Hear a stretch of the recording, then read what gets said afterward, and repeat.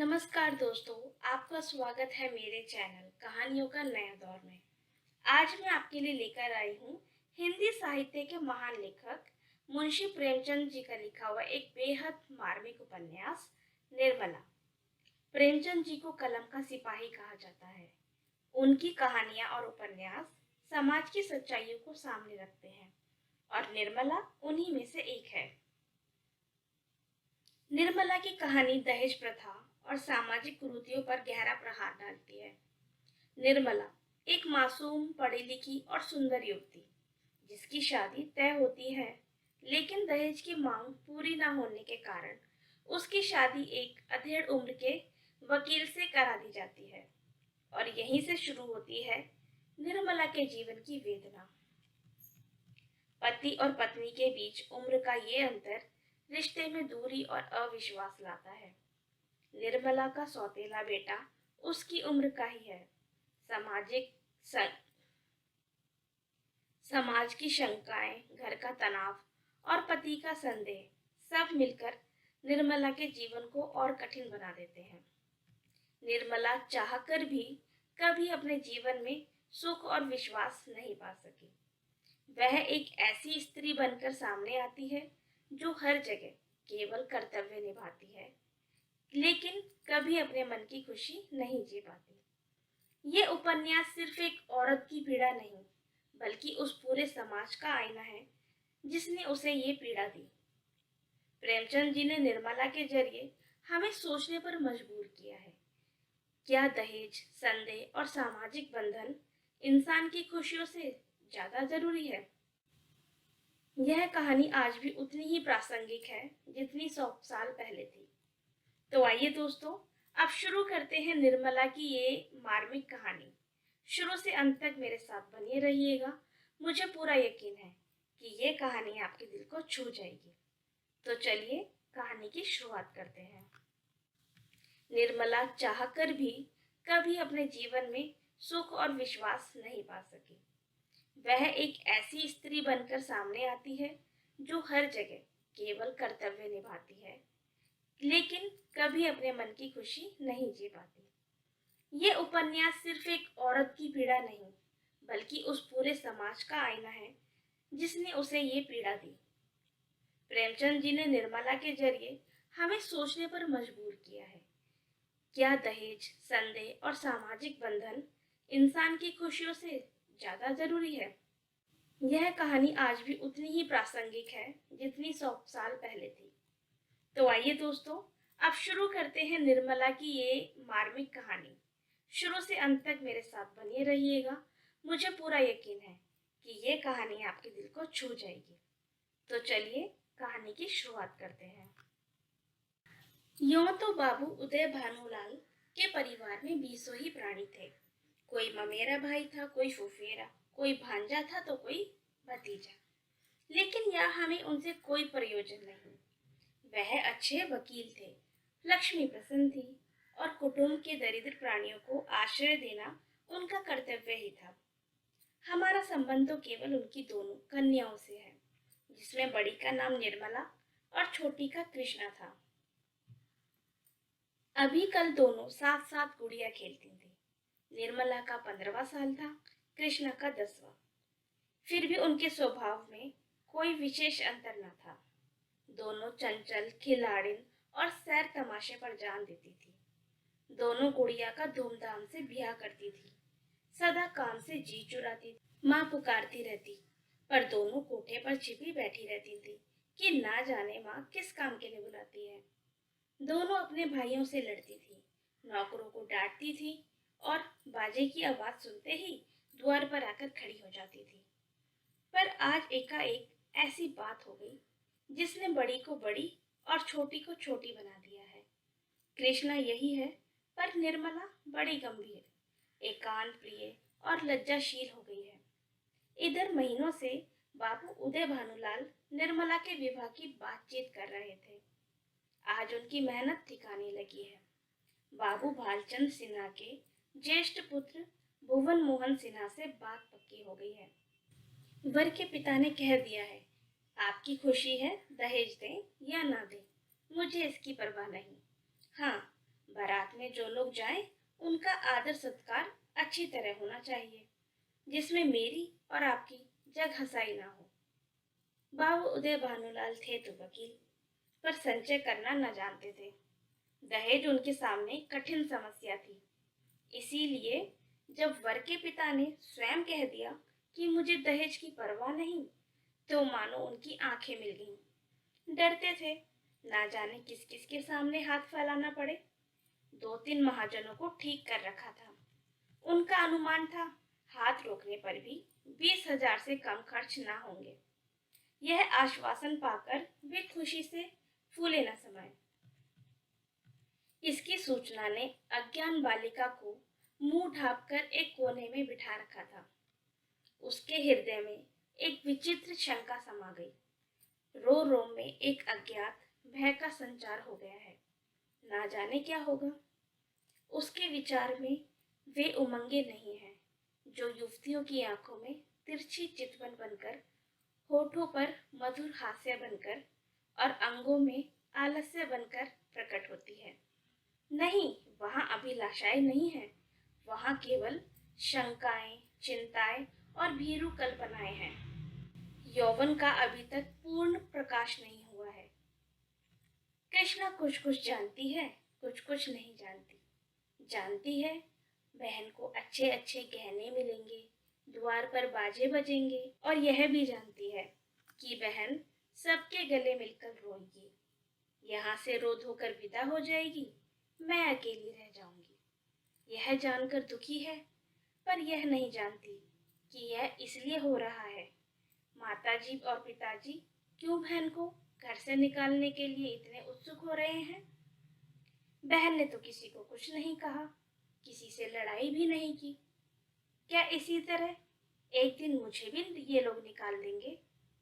मैं भी इसी तरह कोने में बैठकर रोऊंगी और किसी को मुझ पर दया ना आएगी। इसीलिए वह भयभीत भी है। संध्या का समय था। निर्मला छत पर जाकर अकेली बैठी आकाश की ओर तृषित नेत्रों से ताक रही थी। ऐसा मन होता था पंख होते तो उड़ जाती और इन सारे झंझटों से छूट जाती। इस समय बहुधा दोनों बहनें कहीं सैर करने जाया करती थी। बग्गी खाली ना होती तो बगीचे में ही टहला करती। इसीलिए कृष्णा उसे खोजती फिरती थी। जब कहीं ना पाया तो छत पर आई और उसे देखते ही हंसकर बोली, तुम यहाँ छुपी बैठी हो और मैं तुम्हें ढूंढती फिरती हूँ। चलो, बग्गी तैयार करा कर आई हूँ। निर्मला उदासीन भाव से कहा, तू जा, मैं ना जाऊंगी। कृष्णा, नहीं मेरी अच्छी दीदी, जरूर चलो आज। देखो कैसी ठंडी ठंडी हवा चल रही है। निर्मला, मेरा मन नहीं चाहता, तू चली जा। कृष्णा की आंखें डबडबा आई। कांपती हुई आवाज से बोली, आज तुम क्यों नहीं चलती? मुझसे क्यों नहीं कुछ बोलती? क्यों इधर उधर छिपी फिरती हो? मेरा जी अकेले बैठे बैठे घबराता है। तुम ना चलोगी तो मैं भी ना जाऊंगी, यहीं तुम्हारे साथ बैठी रहूंगी। निर्मला, और जब मैं चली जाऊंगी तब क्या करेगी? तब किसके साथ खेलेगी और किसके साथ घूमने जाएगी, बता। कृष्णा, मैं भी तुम्हारे साथ चलूंगी, अकेले मुझसे यहाँ ना रहा जाएगा। निर्मला मुस्कुरा कर बोली, तुझे अम्मा ना जाने देगी। कृष्णा, तो मैं भी तुम्हें ना जाने दूंगी। तुम अम्मा से कह क्यों नहीं देती कि मैं ना जाऊंगी? निर्मला, कह तो रही हूँ, कोई सुनता है? कृष्णा, तो क्या यह तुम्हारा घर नहीं है? निर्मला, नहीं, मेरा घर होता तो कोई मुझे क्यों जबरदस्ती निकाल देता? कृष्णा, इसी तरह किसी दिन मैं भी निकाल दी जाऊंगी। निर्मला, और नहीं तो क्या, तू बैठी रहेगी? हम लड़कियां हैं, हमारा कहीं घर नहीं होता। कृष्णा, चंदर भी निकाल दिया जाएगा? निर्मला, चंदर तो लड़का है, उसे कौन निकालेगा? कृष्णा, तो लड़कियां बहुत खराब होती होंगी। निर्मला, खराब नहीं होती, तो घर से भगाई क्यों जाती? कृष्ण, चंदर इतना बदमाश है, उसे कोई नहीं भगाता। हम तुम तो कोई बदमाशी भी नहीं करते। एकाएक चंदर धम धम करता हुआ छत पर आ पहुंचा और निर्मला को देखकर बोला, अच्छा, आप यहाँ बैठी हैं। ओहो, अब तो बाजे बजेंगे, दीदी दुल्हन बनेंगी, पालकी भी चढ़ेंगी। ओहो, ओहो। चंदर का पूरा नाम चंद्रभानु सिन्हा था। निर्मला से 3 साल छोटा और कृष्णा से 2 साल बड़ा। निर्मला, चंदर, मुझे चिढ़ाओगे तो मैं अभी जाकर अम्मा से कह दूंगी। चंद्र, तो चिढ़ती क्यों हो? तुम भी बाजे सुनना। ओहो, अब आप दुल्हन बनेंगी। क्यों किशनी, तू बाजे सुनेगी ना? वैसे बाजे तूने कभी सुने ना होंगे। कृष्णा, क्या बैंड से भी अच्छे होंगे? चंद्र, हाँ हाँ, बैंड से भी अच्छे, 1000 गुना अच्छे, लाख गुना अच्छे। तुम जानो, क्या एक बैंड सुन लिया तो समझने लगी उससे अच्छे बाजे नहीं होते? बाजे बजाने वाले लाल लाल वर्दियां और काली काली टोपियां पहने होंगे, ऐसे खूबसूरत मालूम होंगे कि तुमसे क्या कहूँ। आतिशबाजियां भी होंगी, हवाइयां आसमान में उड़ जाएंगी और वहां तारों में लगेंगी तो लाल पीली हरे नीले तारे टूट कर गिरेंगे।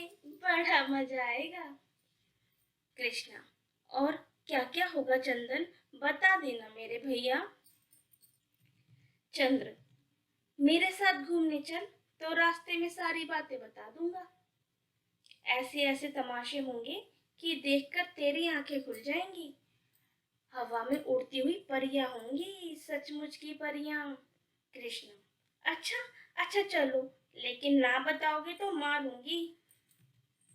चंद्रभानु और कृष्णा चले गए, पर निर्मला अकेली बैठी रह गई।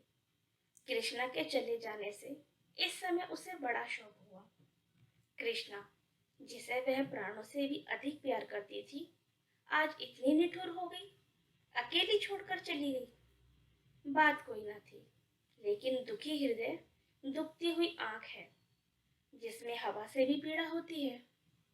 निर्मला बड़ी देर तक बैठी रोती रही। भाई बहन, माता पिता, सभी इसी भांति मुझे भूल जाएंगे। सबकी आंखें फिर जाएंगी। फिर शायद इन्हें देखने को भी तरस जाऊं। बाग में फूल खिले हुए थे, मीठी मीठी सुगंध आ रही थी। चैत की शीतल मंद समीर चल रही थी। आकाश में तारे छिटके हुए थे। निर्मला इन्हीं शोकमय विचारों में पड़ी पड़ी सो गई और आंख लगते ही उसका मन स्वप्न देश में विचरने लगा।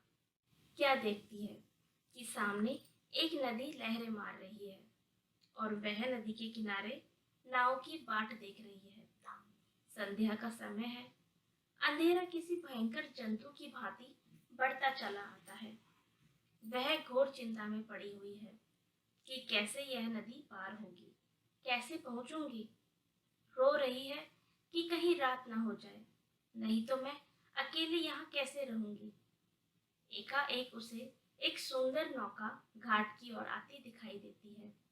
वह खुशी से उछल पड़ती है और ज्यों ही नाव घाट पर आती है, वह उस पर चढ़ने के लिए आगे बढ़ती है।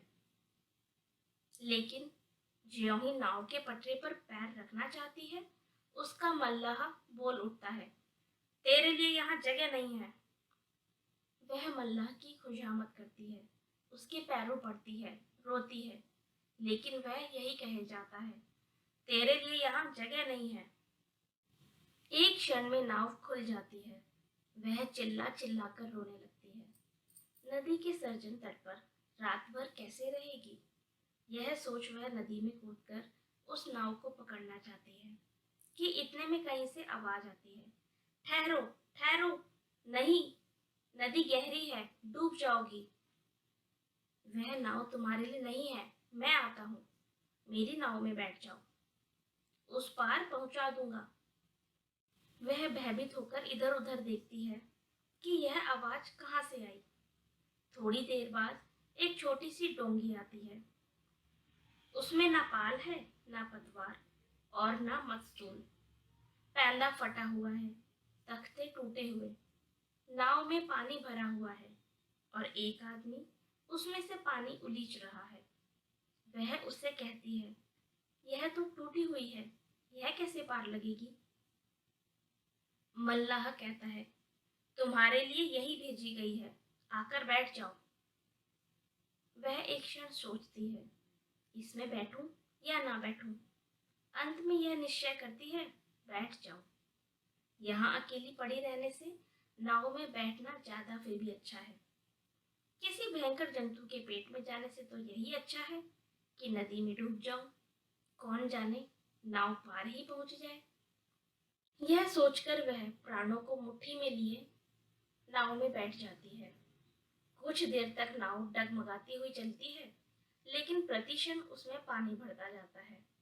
वह भी मल्लाह के साथ दोनों हाथों से पानी उछलने लगती है, यहाँ तक कि उनके हाथ रह जाते हैं, पर पानी बढ़ता ही चला जाता है। आखिर नाव चक्कर खाने लगती है। मालूम होती है अब डूबी, अब डूबी। तब वह किसी अदृश्य सहारे के लिए दोनों हाथ फैलाती है। नाव नीचे जाती है और उसके पैर उखड़ जाते हैं। वह जोर से चिल्लाई और चिल्लाते ही उसकी आंखें खुल गईं। देखा तो माता सामने खड़ी उसका कंधा पकड़कर हिला रही थी। बाबू उदय भानुलाल का मकान बाजार बना हुआ है। बरामदे में सुनार के हथौड़े और कमरे में दर्जी की सुइयां चल रही हैं। सामने नीम के नीचे बड़ई चारपाइयां बना रहा है। खपरैल में हलवाई के लिए भट्टा खोदा गया है। मेहमानों के लिए अलग एक मकान ठीक किया गया है। यह प्रबंध किया जा रहा है कि हर एक मेहमान के लिए एक एक चारपाई, एक एक कुर्सी और एक एक मेज हो। हर 3 मेहमानों के लिए एक एक कहार रखने की तजवीज हो रही है। अभी बारात में आने में 1 महीने की देर है, लेकिन तैयारियां अभी से हो रही हैं। बारातियों का ऐसा सत्कार किया जाए कि किसी को जबान हिलाने का मौका ना मिले।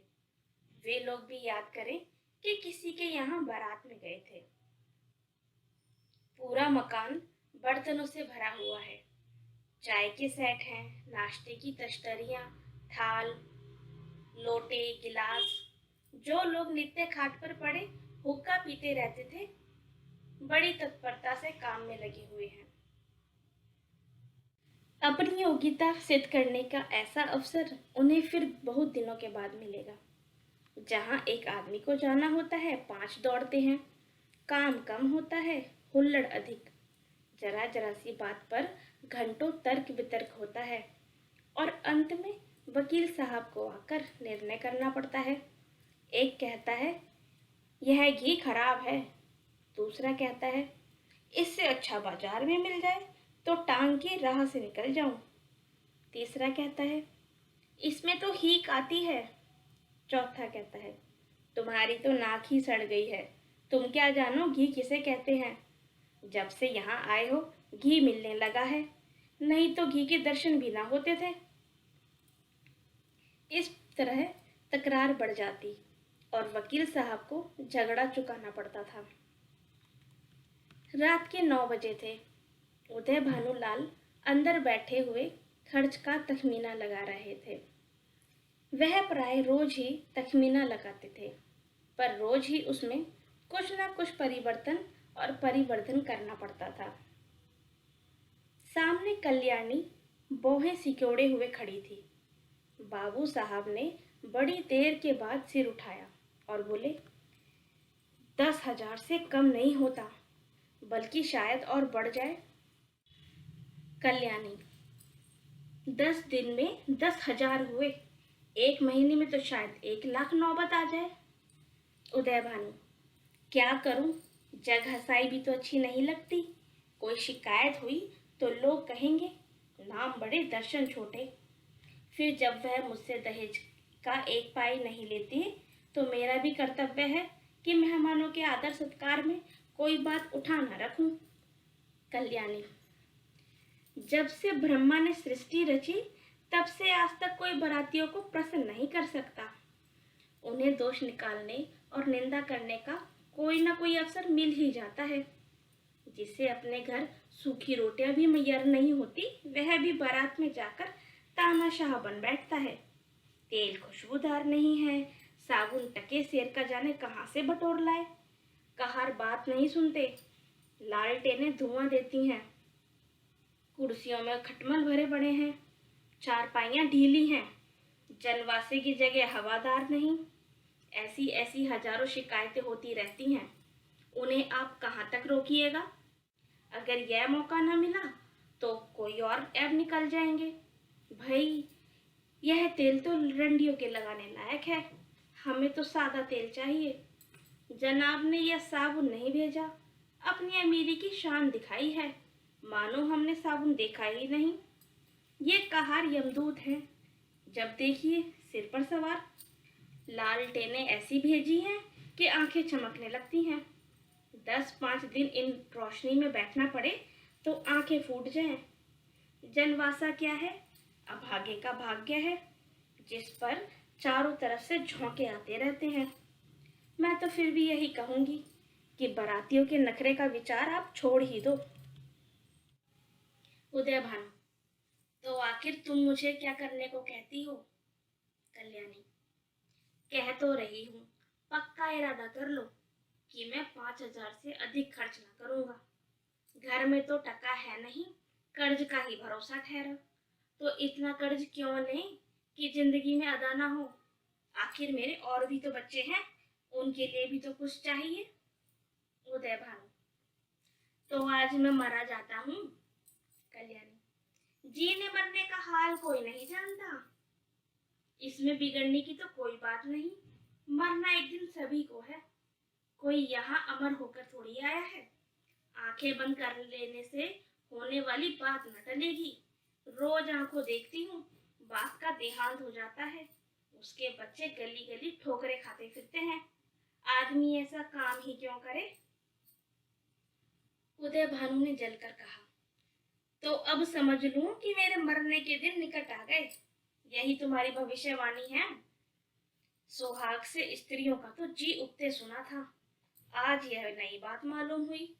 रंडापे में भी कोई सुख होगा ही। कल्याणी,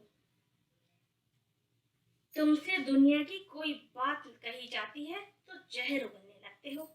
इसीलिए ना कि जानते हो इसे कहीं टिकना नहीं है, मेरी ही रोटियों पर पड़ी है या और कुछ। जहां कोई बात कही बस सिर मारे जाते हो, मानो मैं घर की लौंडी हूँ। मेरा केवल रोटी और कपड़े का नाता है, जितना ही मैं दबती हूँ तुम उतना ही दबाते जाते हो। मुफ्तखोर माल उड़ाए, कोई मुंह खोले, शराब कबाब में रुपए लूटे तो जबान ना हिलाए। वे सारे कांटे मेरे बच्चों के लिए ही बोए जा रहे हैं। उदय भानु, तो मैं क्या तुम्हारा गुलाम हूँ? कल्याणी, तो मैं क्या तुम्हारी लौंडी हूँ? उदय भानु, ऐसे मर्द और होंगे जो औरतों के इशारे पर नाचते हैं। कल्याणी, तो ऐसी स्त्रियां भी होंगी जो मर्दों की जूतियां सहा करती हैं। उदय भानु, मैं कमा कर लाता हूँ, जो चाहे खर्च कर सकता हूँ, किसी को बोलने का अधिकार नहीं। कल्याणी, तो आप अपना घर संभालिए, ऐसे घर को मेरा दूर से ही सलाम है। जहाँ मेरी कोई पूछ नहीं, ऐसे घर में मेरा रहना ही नहीं। जितना तुम्हारा अधिकार है ना इस घर में, उतना मेरा भी है, इससे जौ भर भी कम नहीं। अगर तुम अपने मन के राजा हो तो मैं भी अपने मन की रानी हूँ। तुम्हारा घर तुम्हें मुबारक रहे। मेरे लिए पेट की रोटियों की कमी नहीं है। तुम्हारे बच्चे हैं, मारो या जिलाओ, मैं आंखें नहीं देखूंगी, ना पीड़ा होगी। आंखें फूटी, पीर गई। उदय भानु, क्या तुम समझती हो कि तुम ना संभालोगी तो मेरा घर ना संभलेगा? मैं अकेले ऐसे ऐसे 10 घर संभाल सकता हूँ। कल्याणी, कौन? अगर आज के महीने दिन मिट्टी में न मिल जाए तो कहना कोई कहती थी। यह कहते कहते कल्याणी का चेहरा तमतमा हो उठा। वह झमक कर उठी और कमरे के द्वार की ओर चली। वकील साहब, मुकदमे में तो खूब मील मेख निकालते हैं, लेकिन स्त्रियों के स्वभाव का उन्हें कुछ यूं सा ही ज्ञान है। यही एक ऐसी विद्या है जिसमें आदमी बूढ़ा होने पर भी कोरा रह जाता है।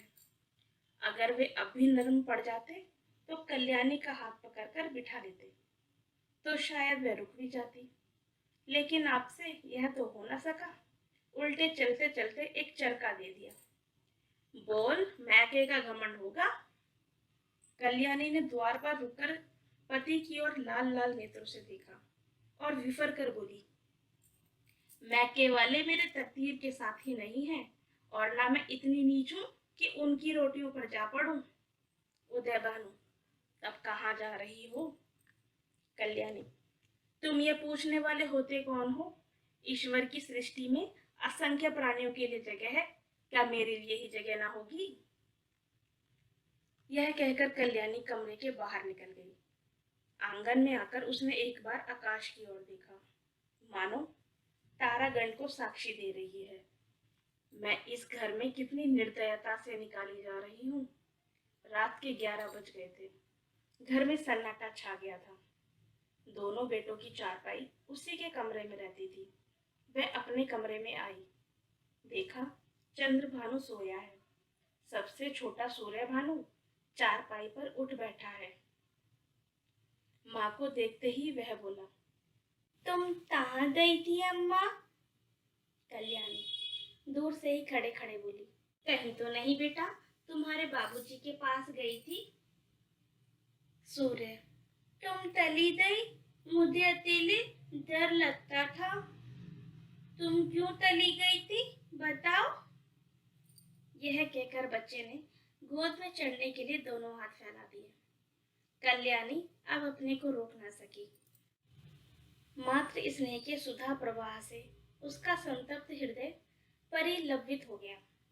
हृदय के कोमल पौधे जो क्रोध के ताप से मुरझा गए थे, फिर से हरे हो गए। आंखें सजल हो गई। उसने बच्चे को गोद में उठा लिया और छाती से लगाकर बोली, तुमने पुकार क्यों ना लिया बेटा? सूर्य, पुकारता तो था, तुम सुनती न थी। बताओ, अब तो कभी ना जाओगी? कल्याणी, नहीं भैया, अब नहीं जाऊंगी। यह कहकर कल्याणी सूर्य भानु को लेकर चारपाई पर लेटी। माँ के हृदय से लिपटते ही बालक निशंक होकर सो गया। कल्याणी के मन में संकल्प विकल्प होने लगे। पति की बातें याद आती तो मन होता घर को तिलांजलि देकर चली जाऊं, लेकिन बच्चों का मुंह देखती तो वात्सल्य से चित्त गदगद हो जाता। बच्चों को किस पर छोड़कर जाऊं? मेरे इन लालों को कौन पालेगा? ये किसके होकर रहेंगे? कौन प्रातः काल इन्हें दूध और हलवा खिलाएगा? कौन इनकी नींद सोएगा? कौन इनकी नींद जागेगा? बेचारे कौड़ी के 3 हो जाएंगे। नहीं मेरे प्यारों, मैं तुम्हें छोड़कर कहीं नहीं जाऊंगी। तुम्हारे लिए सब सह लूंगी। निरादर, अपमान, जली कटी, खोटी खरी, खुड़की छिड़की, सब तुम्हारे लिए सहूंगी। कल्याणी तो बच्चों को लेकर लेटी, पर बाबू साहब को नींद न आई। उन्हें चोट करने वाली बातें बड़ी मुश्किल से भूलती थी। उफ, यह मिजाज, मानो मैं ही इनकी स्त्री हूँ। बात मुंह से निकालनी मुश्किल है। अब मैं इनका गुलाम होकर रहूं? घर में अकेली यह रहे और बाकी जितने अपने बेगाने हैं सब निकाल दिए जाएं। जला करती है, मानती है यह किसी तरह मरे तो मैं अकेली आराम करूं। दिल की बात मुंह से निकल आती है, चाहे कोई कितना ही छिपाए। कई दिन से देख रहा हूं, ऐसी ही जली कटी सुनाया करती है। मैके का घमंड होगा, लेकिन वहां कोई पूछेगा नहीं। अभी तो आओ भगत करते हैं, जब जाकर सिर पर पड़ेगी तो आटे दाल का भाव मालूम हो जाएगा। रोती हुई जाएंगी, वाह रे घमंड। सोचती है मैं ही गृहस्थी चलाती हूँ। अभी 4 दिन को कहीं चला जाऊं तो मालूम हो जाएगा। सारी शेखी किरकिरी हो जाएगी। एक बार इनका घमंड तोड़ ही दूं, जरा वैधव्य का मजा भी चखा दूं। ना जाने इनकी हिम्मत कैसे पड़ती है कि मुझे यों कोसने लगती है। मालूम होता है प्रेम इन्हें कभी छुआ नहीं। यह समझती है यह घर से इतना चिमटा हुआ है कि इसे जितना चाहे कोसूं टलने का नाम न लेगा। यही बात है, पर यहाँ संसार से चिमटने वाले जीव नहीं हैं। जहन्नुम में जाए यह घर जहाँ ऐसे प्राणियों से पाला पड़े। घर है या नरक। आदमी बाहर से थका मांदा आता है तो उसे घर में आराम मिलता है। यहाँ आराम के बदले कोसने सुनने पड़ते हैं। मेरी मृत्यु के लिए व्रत रखे जाते हैं। यह है 25 वर्ष के दाम्पत्य जीवन का अंत। बस अब तो चल ही दूं। जब देख लूंगा इनका सारा घमंड धूल में मिल गया और मिजाज ठंडा हो गया तो लौट आऊंगा। 4-5 दिन ही काफी होंगे। लो, तुम भी याद करोगी किसी से पाला पड़ा था। यही सोचते हुए बाबू साहब उठे, रेशमी चादर गले में डाली, कुछ रुपए लिए, अपना कार्ड निकालकर दूसरे कुर्ते की जेब में रखा, छड़ी उठाई और चुपके से बाहर निकले। सब नौकर नींद में मस्त थे। कुत्ता आहट पाकर चौंक पड़ा और उनके साथ हो लिया। पर यह कौन जानता था कि यह सारी लीला विधि के हाथों रची जा रही है। जीवन रंगशाला का उसकी पैशाचिक सेना ने प्रकृति पर आतंक जमा रखा था। सद्र वृत्तियां मुंह छिपाई पड़ी थी और कुवृत्तियां विजय गर्व से इटलाती फिरती थी। वन में वन्य जंतु शिकार की खोज में विचार रहे थे और नगरों में नर पिशाच गलियों में मंडराते फिरते थे। बाबू उदय भानुलाल लपके हुए गंगा की ओर चले जा रहे थे। उन्होंने अपना कुर्ता घाट के किनारे रखकर 5 दिन के लिए मिर्जापुर चले जाने का निश्चय किया था। उनके कपड़े देखकर लोगों को डूब जाने का विश्वास हो जाएगा। कार्ड कुर्ते की जेब में था। पता लगाने में कोई दिक्कत ना हो सकती थी। दम के दम में सारे शहर में मशहूर हो जाएगी खबर। 8 बजते बजते तो मेरे द्वार पर सारा शहर जमा हो जाएगा। तब देखूं देवी जी क्या करती हैं। यही सोचते हुए बाबू साहब गलियों में चले जा रहे थे। सहसा उन्हें अपने पीछे किसी दूसरे आदमी के आने की आहट मिली। समझे कोई होगा, आगे बढ़े।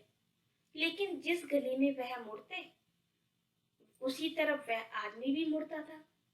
तब बाबू साहब को आशंका हुई कि यह आदमी उनका पीछा कर रहा है। ऐसा आभास हुआ कि इसकी नीयत साफ नहीं है।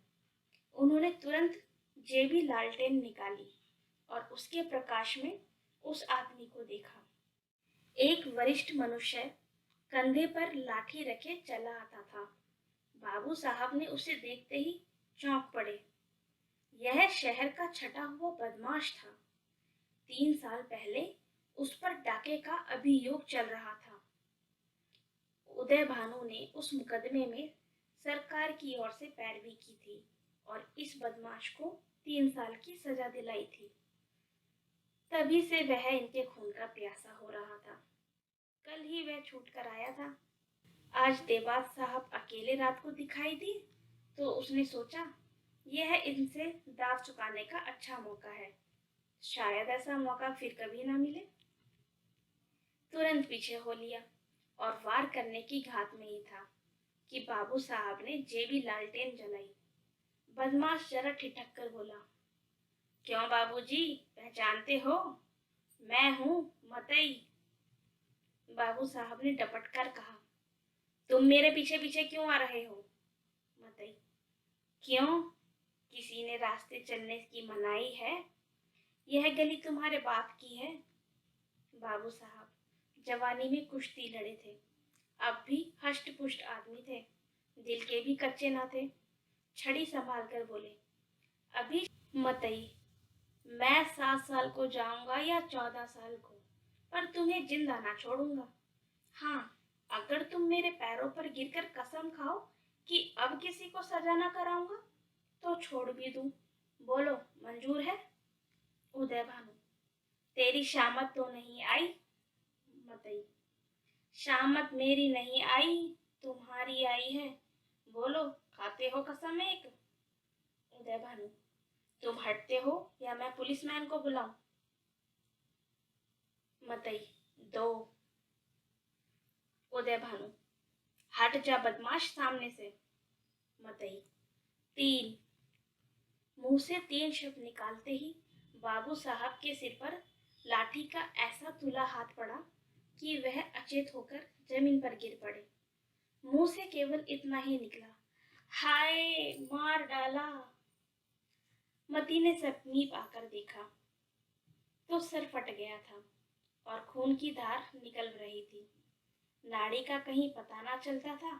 समझ गया कि काम तमाम हो गया। उसने कलाई से सोने की घड़ी खोल ली, कुर्ते से सोने का बटन निकाल लिया, उंगली से अंगूठी उतारी और अपनी राह चला गया, मानो कुछ हुआ ही नहीं। हाँ, इतनी दया की कि लाश रास्ते से घसीटकर किनारे डाल दी। हाय बेचारे, क्या सोचकर चले थे, क्या हो गया? जीवन तुमसे ज्यादा आसार भी दुनिया में कोई वस्तु है? क्या वह उस दीपक की भांति ही क्षणभंगुर नहीं है जो हवा के एक झोंके से बुझ जाता है? पानी के एक बुलबुले को देखते हो लेकिन उसे टूटते कुछ देर लगती है। जीवन में उतना सार भी नहीं, सांस लेने का भरोसा ही क्या। और ऐसी निश्वरता पर हम अभिलाषाओं के कितने विशाल भवन बनाते हैं, नहीं जानते। नीचे जाने वाली सांस ऊपर आएगी या नहीं, पर सोचते इतनी दूर की है, मानो हम अमर हों।